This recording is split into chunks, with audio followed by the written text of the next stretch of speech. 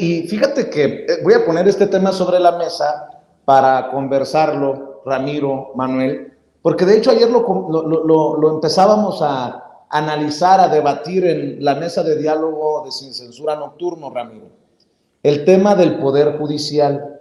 Yo sigo preguntando si con este Poder Judicial que encabeza la ministra Norma Piña, quien llega después de Arturo Saldívar Lelo de la Rea a la presidencia de la Suprema Corte de Justicia de la Nación, los mexicanos podemos aspirar a la justicia.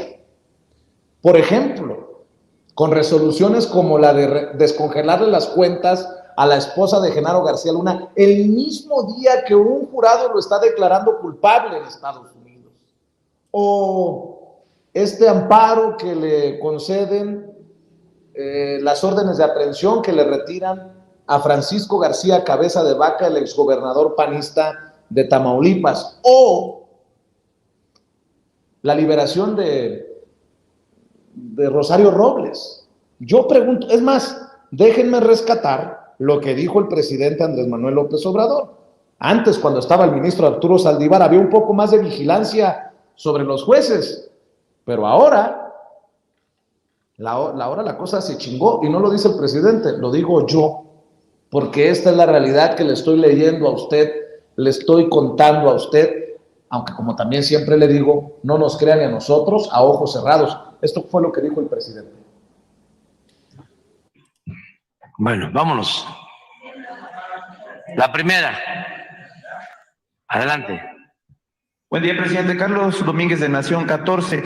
Preguntarle sobre el tema del exgobernador de Tamaulipas, Francisco Javier García Cabeza de Vaca. El día de ayer se dio a conocer que un juez le concedió un amparo que cancela, deja sin efecto la orden de aprehensión que tenía en su contra. Preguntarle su opinión al respecto. Bueno, es parte de la decadencia del Poder Judicial. No se ha podido reformar ese poder que viene del antiguo régimen y está infectado, plagado de corrupción. Es un poder judicial que se fue construyendo para proteger a corruptos y a las élites del poder económico y del poder político en nuestro país. Entonces, por eso, esos amparos constantes, hay protección, lamentablemente, para delincuentes comunes. Con eso, hay protección para delincuentes. Qué frase tan cabrona del presidente Andrés Manuel López Obrador sobre un poder que debería de garantizar, autónomo obviamente el Poder Judicial, que debería de garantizar a los mexicanos por lo menos la aspiración a que se haga justicia. Mi querido Ramiro, pues sigue la mata dando.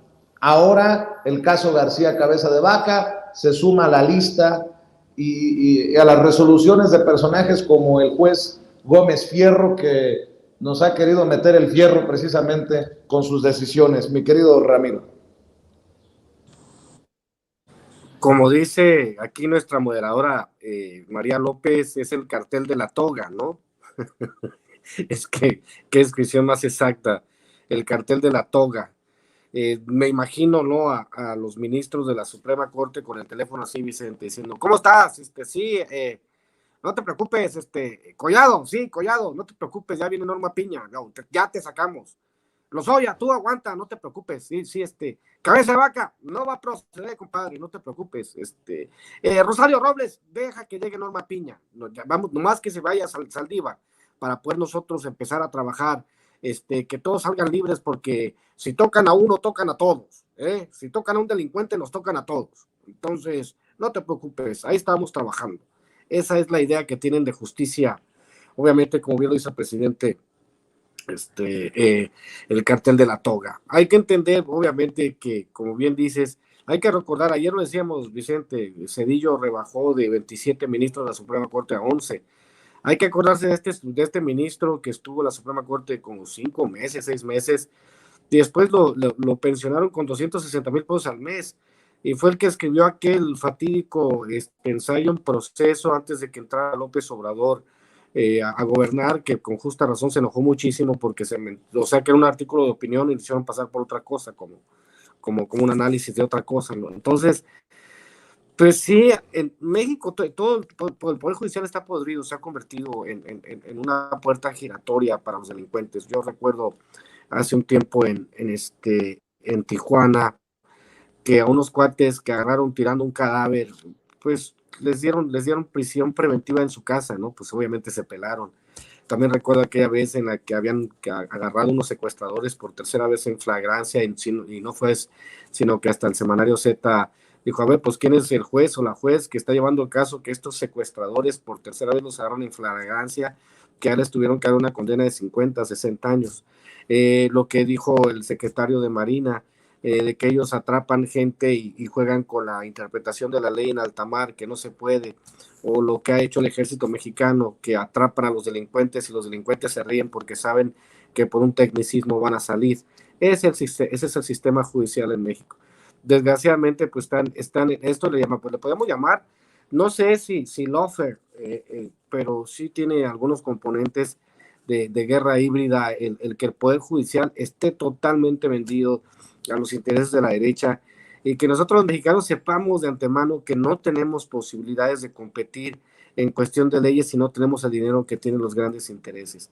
Habría que ver también la pregunta cómo se le paga a un juez en México, cómo son esas transferencias electrónicas. Hay algunos que dicen que pues ya sin necesidad de ensuciarse las manos los jueces, habría que averiguar en inteligencia cibernética si se les está pagando con criptomonedas, porque parece ser que esa es la nueva manera en que se destila la corrupción, mi querido Vicente.